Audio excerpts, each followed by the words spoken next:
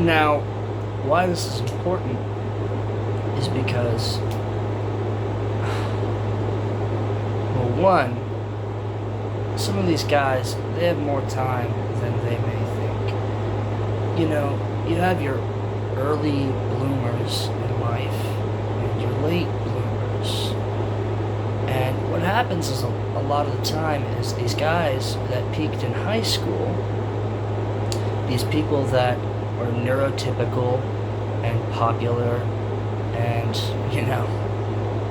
they were asymmetrical and attractive. Well, they peaked early in life, and when real life started happening, and things started to catch up to them,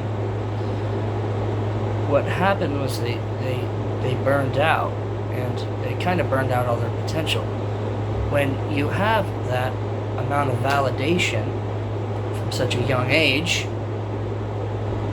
and then later on in life, when your brain's not as spongy anymore, it's not as elastic, and now things are harder.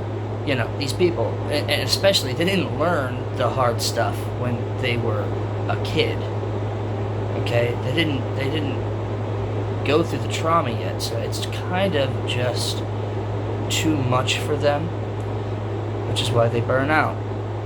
But people, other types of people that maybe peak later in life, you actually have an advantage because you get to see both sides. And not only that, you get to live the better part of your life later on in life, more mature, more stable energy levels, smarter, wiser. You're not stupid. You can focus. You're not a stupid 20-year-old that can't focus in life. So that's just one thing right there. Just let me tell you that you're not far behind in life. And me myself, I haven't even reached my peak. Men don't actually peak until later in life. Maybe their later 30s, and even then, I believe that's really just the start. It's the start of the peak. You know what I mean? But that was one of the biggest lies ever sold to me, is that your 20s are your peak for manhood. That's just a complete lie. And a lot of these guys, they're getting into relationships, starting families, large commitments, and wasting all of their potential early on in life. And it's no wonder they're burned out. It's no wonder they're burned out. So, all is not lost, okay? Let me just tell you that, guys. All is not lost. And if you've ever heard of the terminology, the male advantage, I am here as living proof to tell you guys, it is coming, okay? If you're a guy that's trying, you're watching a video like this, okay? You're trying, okay? You're trying in life, you're thinking about things, you're thinking of ways to do it. Over your 20s, and as you mature and your brain fully develops, you're gonna figure this out, and then you're gonna realize you have so much time ahead of you, and you have it all figured out. You're all ready to go. So the male advantage is real. It is coming, and don't worry, because the struggle is part of the journey. Okay, the struggle's part of the journey, and it's very well worth it, guys. So just hang in there, even if you're having a terrible time. Okay, your early 20s is supposed to suck as a guy. All right, like for an average guy, it's gonna suck, but that's okay because you can endure. Okay. Okay, guys. So now to what I've discovered. And I'm finally going to get to talking about it in the video. I had got to a point in my life where, against my greatest efforts, I would try, everything I could with women and in life in general. I would try to I would try to not care. I would try to care, not care too much. I would play. It's basically like I would try to think that games and gimmicks were gonna work.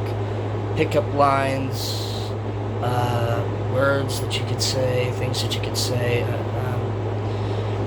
Even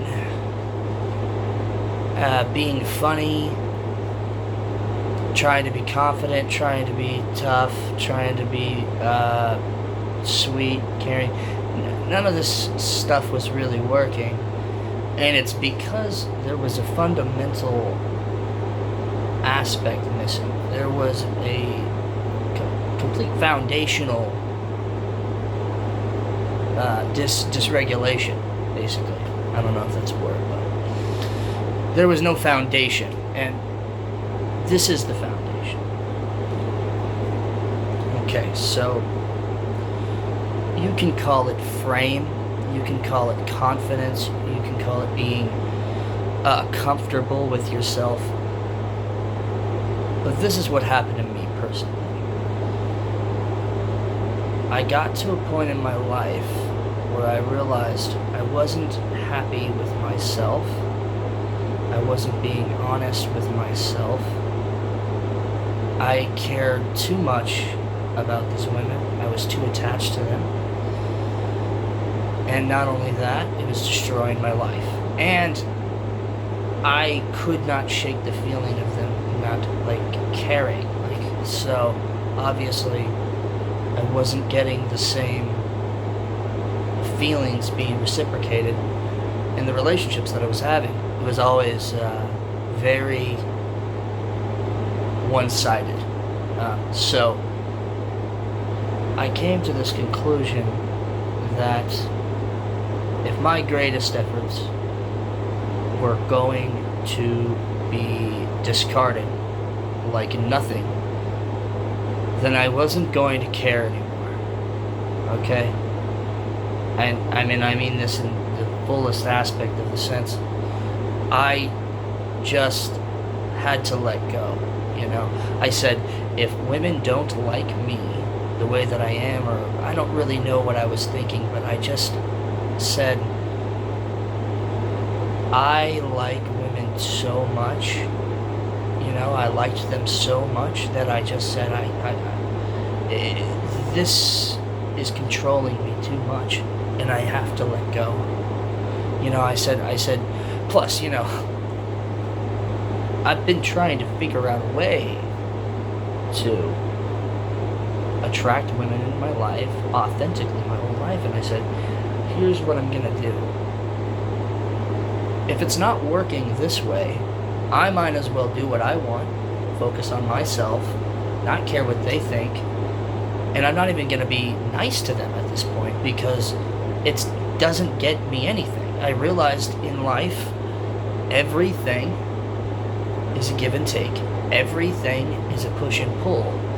People are not trying to meet you at an equal standing, and this is a dynamic that I learned with women, is that when they even talk to you, they're trying to get above you, and when they can't, that's really what makes them attracted to you a lot of the time. So they're not trying to, a lot of the times, they're not trying to talk to you like a friend. They're not trying to meet you at an equal standpoint. They're like trying to fucking be rude. They're trying to belittle you or make a joke out of you or make you nervous or something. And when that doesn't really affect you anymore,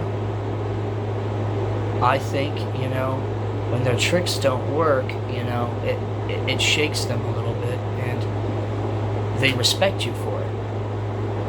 And so what I found is when I just let go and I just walked away from women and their approval, and I said, I can't do this anymore. I have to find the strength to do what I want with my own approval, like my own validation.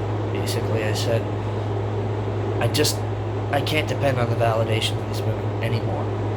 I was basically at this point, only my validation of myself matters. So we need to start working on that. And I promise you, it almost felt like overnight. Now, bear with me. This process was a culmination of things that happened over many years. But I promise you, when I made this this mindset shift, it was like almost, I promise you, almost overnight. When I started feeling different, I started posting different things, obviously, uplifting, positive things about my life, about my future, about my path, my journey. I started obviously working out. I was working out before, but all of a sudden it started showing results. All of a sudden I started attracting women into my life. Like, I promise you, bro, I was attracting supermodels onto my page, onto my Instagram page. This had never happened before. And this wasn't catfish or anything. These were legit, certified checkmark, blue checkmark Instagram pages. Girls interested in what I'm doing. And all I'm doing is posting going to the gym. All I did was get a haircut. All I did was care about myself a little bit. I don't even understand. Within 6 months, a complete change happened. And literally overnight, I started attracting women. I didn't care. I didn't even care. It was cool. It was cool. Like, I mean, it was fun. It was nice. And the girls that I talked to before started liking me more. I would tell them no. I'd try to cut them off, and they just liked me more. When I would just express how I felt, what I liked, what I wanted to do, they just liked me more. Things that I thought I would never even be accepted for, it was amazing. Like, they just didn't even care at all. And they even liked me more for it. So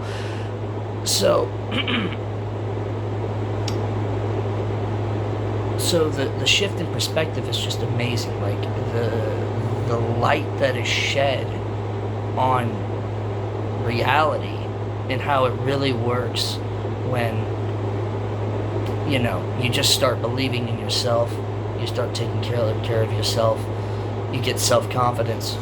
And the thing is putting yourself first and caring about yourself. That's the only way you can have confidence. And when you get to this point in life, it's like you live two different lives. The life you lived before was people-pleasing and the scales being waged not in your favor and you not getting what you want, and you're constantly trying to please people and you're constantly trying to make yourself better. And when you step into your power, you're like, okay, I've always done the right things. I just need to assert myself better. I've always known what to do. I just needed the power to do it. I've always known the right dynamic. I just was never able to commit to it. I was never able to get the things that I wanted because I was afraid, I was insecure, I was anxious. But that when that leaves, that is what confidence is. Basically, now you have stake in the game. You can tell women what you want. You are the decider. You're like, okay, you know, you're just a girl. You know, if you're going to make my life a problem, I don't really need you in it. And what are you bringing? You know, what are you bringing to the table? What do you have to offer? And women like these things, bro. I tell you right now, they like this stuff straight up. And I didn't know this in life. I thought that there was some equal standard that they wanted to be at. I didn't know women don't like choosing things a lot of the time. They just want somebody to lead. They want somebody to choose things for them. I had to learn these things later on in life, you know. I didn't really get it.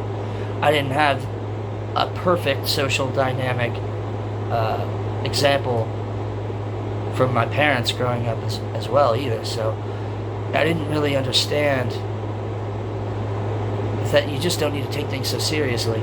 You need to be able to detach. You need to be able to let go. And when you can let go and step into your power, you have your power. Okay? So it doesn't matter. It's like When you can gain the power to step away with no promise of any reward, and you can still do it, then you can step away from a reward, which is going to give you leverage. Okay? So your power as a man is what gives us leverage in a relationship. Is what gives us leverage in a relationship with a woman, because they basically already have their value as soon as they're 18. They have basically most of the value that they're ever going to have in life. Men, well, we have to earn our value. We have to gain our value, some of us, most of us. We have to basically work for it. And, well, the good news is once you get this, you know, a lot of the time, the rewards are the same. I attract an 18-year-old girl the same as I attract a 27-year-old girl once you're 30. It doesn't really matter. Once you're a man, you're now a man. It's like you have inherent value. It's just kind of like a hot woman. When you're an attractive man, you have inherent value like a hot woman. It's basically like once you get there, you don't have to worry about anything else. You're now there. And it's awesome, and it's freeing, it's liberating. It's just great, man. Being confident, having power, being a man, being masculine, being able to tell a fucking bitch no, okay? Being able to choose, you know, who you want in your life. It's a completely different world, man. I didn't even know what dating was before. Honestly, I didn't even have an idea, which is, it's no wonder my dating life was the way it was. Dating is a completely different world when you have value and confidence and self-value and worth and stuff to bring to the table, you know? It's like you're a normal person. It's like you have options, you know? You're not sweating it. It's great. Anyway, guys, that's all I wanted to say, okay? Have a good night. Peace.